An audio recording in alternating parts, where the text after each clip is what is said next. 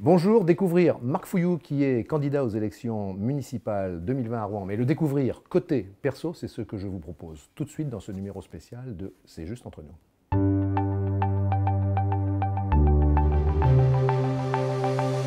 Bienvenue Marc Fouillou. Bonjour. Alors pour vous, c'est pas un exercice forcément habituel de vous retrouver devant des caméras, mais la question que j'ai envie de vous poser tout de suite, c'est de savoir si c'est important pour vous, comment vous le considérez finalement qu'on parle de vous et uniquement de vous, puisque pendant 15 minutes exactement, comme avec tous les autres candidats, on ne va pas parler politique, on ne va pas parler campagne, on ne va pas parler programme, on essaie de vous découvrir. Est-ce que vous pensez que c'est important de découvrir le candidat au-delà de, entre guillemets, le professionnel qui sollicite les suffrages ? On a hésité en fait nous dans la liste là. Vous êtes posé la question ? On s'est posé la question, est-ce que c'était intéressant d'y aller ou pas, parce qu'on n'est vraiment pas dans une démarche de conquérir la mairie avec une tête de liste qui chercherait à être maire. C'est pas du tout mon cas, ni c'est pas notre démarche. Donc du coup on s'est dit est-ce que ça vaut le coup, est-ce que ça vaut pas le coup, voilà. Et vous avez dit oui finalement ? Et on a dit oui, on s'est dit que ça pouvait être effectivement une curiosité des gens et puis peut-être un moyen de... Puis nous, à partir du moment où on décide de faire tous les candidats, c'est logique aussi que vous soyez dans ce fauteuil.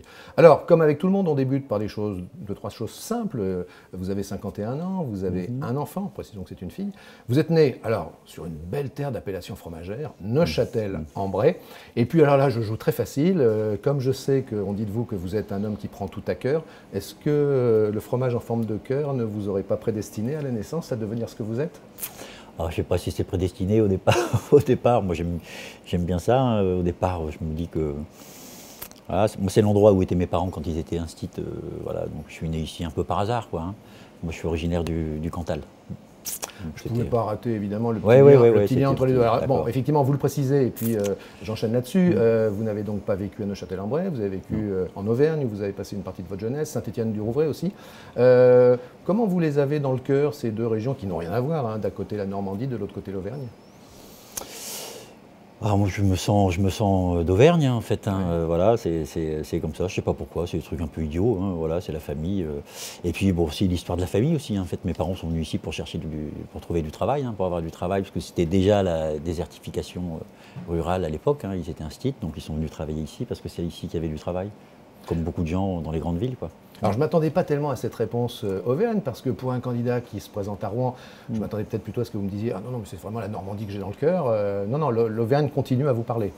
Oui, moi les frontières, vous savez, les frontières, que ce soit région ou internationale ou nationale, c'est pas vraiment... Non, moi si vous me posez la question, oui, je me sens plus de là-bas, mais j'aime beaucoup la Normandie aussi, et plein d'autres endroits dans le monde, sans doute, qui restent à découvrir. Alors qu'on se rassure, notre programme diffusé sur le web sera visible également en Auvergne. Mais pas que, bien évidemment. Jeune, vous avez connu le voyage. Quand je dis jeune, c'est à l'âge de 19 ans, puisque là, vous avez fait quelque chose qui n'est quand même pas courant, que tout le monde ne fait pas. Vous êtes parti en Nouvelle-Calédonie, et puis vous avez une expérience là-bas, pas commune. Je vous laisse raconter. Oui, j'ai fait l'expérience en Nouvelle-Calédonie de ce que c'était que l'impérialisme, en fait, comme on dit, hein, que c'était que l'État français dans une colonie française. Donc voilà, j'ai eu l'occasion d'aller en Nouvelle-Calédonie dans une petite île à Lifou, dans une petite tribu, comme on dit. Et... Oui, on m'a dit que vous aviez été, entre guillemets, hein, je le mets entre guillemets, adopté par une tribu kanak. Oui, enfin voilà, c'est ça. Qu'est-ce qu'on entend par là ? C'est des liens familiaux qui se sont créés, mais aussi parce que la période était particulière. C'était la période, je ne sais pas si les gens se rappellent, de la grotte d'Ouvéa, de la dernière grande révolte kanak contre... On est en quelle année à peu près ? On est en 88, 1988, 1987, 1988. Et donc c'est une actualité encore, là, le mois de septembre, là, je crois que le 9 septembre, il va y avoir le deuxième référendum pour ou contre l'indépendance en Nouvelle-Calédonie. Donc c'est une histoire, voilà. Moi j'ai vu ce que c'était que l'État français et l'État colonial là-bas. Et à l'origine, ce sont des liens familiaux qui vous ont poussé à aller là-bas si jeune ? C'est un ami que j'ai rencontré à l'université, enfin quelqu'un que j'ai rencontré à l'université qui est devenu un grand ami, qui est kanak. Et donc voilà, il m'a invité dans sa famille là-bas, donc j'y suis allé, c'était vraiment très très bien. Alors, puisqu'on parle de la découverte de terres un petit peu lointaines, c'est la notion du voyage. Vous aimez bien, alors pas seulement, mais notamment partir seul, dans un certain nombre de cas, sac au dos. Par exemple, vous l'avez fait au Maroc, vous l'avez fait en Roumanie. C'est intéressant, quelqu'un comme ça qui part découvrir un pays et se mettre seul face à ce pays. Là encore, tout le monde ne fait pas ça. J'aime bien être peinard un peu. Hein, donc c'est vrai que de temps en temps, partir en voyage ailleurs, c'est agréable. Et puis tout seul, de temps en temps, oui, ça m'arrive. Pour rencontrer les gens, c'est plus pratique en fait d'être seul. Enfin, moi, je n'ai pas beaucoup d'expérience comme ça, mais j'ai bien aimé. Ouais. Mais alors, par exemple, le voyage, comme d'autres expériences, on peut aussi dire que c'est le plaisir du partage. Alors bien sûr, le partage avec les gens que l'on rencontre sur place, mais aussi le partage avec les gens qu'on emmène avec soi. Et ça veut dire quoi? Ça veut dire que quand vous êtes comme ça, le voyage, vous le partagez avec vous-même? Je partage avec moi-même, voilà, c'est déjà... Partir tout seul, être tout seul, voilà, c'est aussi un besoin qu'on a un peu tous, par-ci par-là. Bon, quand on aime les voyages, on aime bien aller ailleurs. Mais franchement, pour rencontrer du monde à l'étranger, être tout seul, ça permet des contacts plus faciles. Alors vous devez être quelqu'un, j'imagine, qui se fait assez facilement des contacts. Sinon, quand on n'est pas dans ce cas-là, j'imagine qu'on redoute plutôt ce genre d'exercice. Vous découvrez facilement les gens, vous vous liez facilement d'amitié quand vous êtes complètement en dehors de vos repères, de vos racines. Oui, j'aime bien rencontrer. Oui, j'aime bien rencontrer les gens. J'aime bien. Oui, c'est un plaisir que j'ai. Oui. Et qu'est-ce que vous découvrez en vous alors? Puisqu'on dit toujours que la découverte d'ailleurs, c'est pour une bonne part la découverte de soi-même. Oui, alors découverte de soi-même, c'est un bien grand mot, découverte de soi-même, je ne sais pas trop ce que ça veut dire. Moi, quand on est seul quelque part, forcément, on est plus en introspection par rapport à soi-même, on est en réflexion aussi, j'imagine. Oui, on est en réflexion par rapport à ce qu'on voit aussi, c'est vrai quand je suis allé... Ce qu'on voit fait miroir aussi, pourquoi pas miroir. Quand je suis allé au Maroc, c'est vrai que les différences culturelles, la différence d'accueil, voilà, on est accueillis, je suis allé au Maroc et en Tunisie, on est accueillis, c'est des cultures d'accueil que nous, on ne connaît pas ici, et c'est vrai que ça, c'est assez frappant, donc ça nous interroge aussi de la façon dont on vit ici. Voilà, Par exemple, un peu perdu ça. Une anecdote au Maroc, quelque chose qui vous a impacté fortement, émotionnellement, quelque chose qui vous a touché au cœur, qu'est-ce que vous avez pu vivre de particulièrement humain? Parce que j'imagine que ça fait partie des choses que vous aimez trouver là-bas. Oui, bien sûr, oui. J'ai rencontré deux gars là-bas vraiment très très sympas qui m'ont permis de découvrir voilà, des endroits que je n'aurais pas pu découvrir en tant que touriste. Voilà, le quartier juif de Marrakech, qui est un joli quartier qui a été déserté malheureusement, et tout un tas d'à côté de la société marocaine, voilà, le marché noir de l'alcool, tout un tas de choses comme ça qui sont, j'aurais pas pu découvrir si j'avais pas rencontré ces gens-là.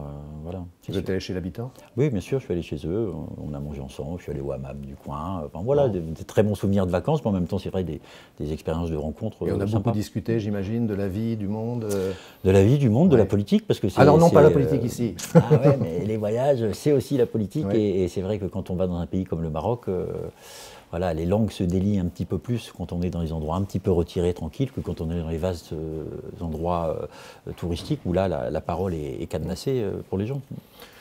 Les lieux où l'on va, les lieux où on a envie d'aller, les vacances qu'on a envie de passer, tout ça, ça dit beaucoup de chacun d'entre nous, bien sûr. Il y a tellement de façons différentes de le faire pour les mois ou les années à venir. Qu'est-ce que ça serait, les longitudes et les latitudes que vous avez envie de découvrir? Vous aimeriez aller où?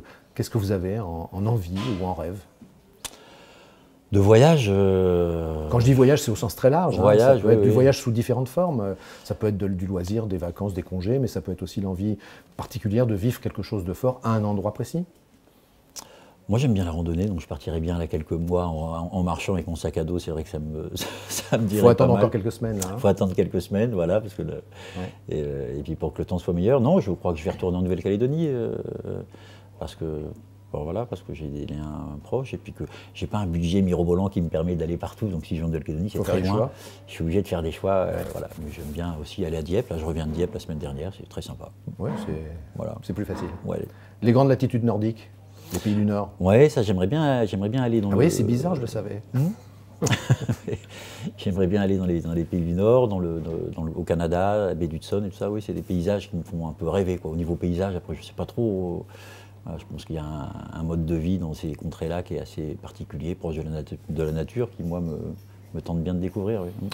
Allez, comme avec chaque candidat, on passe à quelques traits de caractère, de personnalité, pour autant que je réussisse à en avoir beaucoup. Alors, question ouverte, là, je vous laisse dire votre tempérament, votre caractère, vous fonctionnez comment en tant qu'être humain? Difficile à dire ça, je suis peut-être un petit peu impulsif parfois. Voilà, on va dire ça. Je suis un bon vivant, on va dire ça. Un peu impulsif parce que peut-être vous êtes quelqu'un de très engagé par nature, hein. Je ne parle pas d'engagement politique, là, je parle de la personne face à tous les sujets qu'il a envie de traiter, qu'il a envie de creuser. on peut dire que vous êtes quelqu'un de très engagé? Mais encore une fois, par nature. Oui, par nature, oui, j'ai tendance à m'engager. Voilà, peut-être des fois un peu trop, des fois je serais plus Alors après, c'est de voilà. l'engagement un peu trop, on en arrive un peu à l'impulsion, à être impulsif. Qu'est-ce que vous vouliez dire quand vous disiez que vous étiez impulsif? Quelquefois, un peu trop. Vous savez, il y a des gens qui osent jamais le ton, ou qui sont, voilà, qui arrivent à s'exprimer toujours de façon calme. C'est pas mon cas. Des fois, voilà. C'est pas toujours mon cas. Alors il y a un domaine dans lequel vous êtes très très très engagé, alors depuis longtemps, depuis l'âge d'au moins 15 ans, c'est la musique. Alors évidemment, référence à votre métier bien sûr, mais là je suis sous l'angle du loisir, sous l'angle de ce qui vous touche, là encore, au cœur, fortement. Chanteur, guitariste, percussionniste, clarinettiste. On m'a dit que vous aviez pu en faire jusqu'à 6 heures par jour.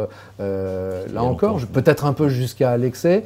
Racontez-nous, on peut parler de passion, cette passion pour la musique. Vous avez eu un groupe pendant des années. Actuellement, vous faites encore des répétitions en groupe. Là, c'est le moment de nous parler de quelque chose qui vous tient particulièrement à cœur.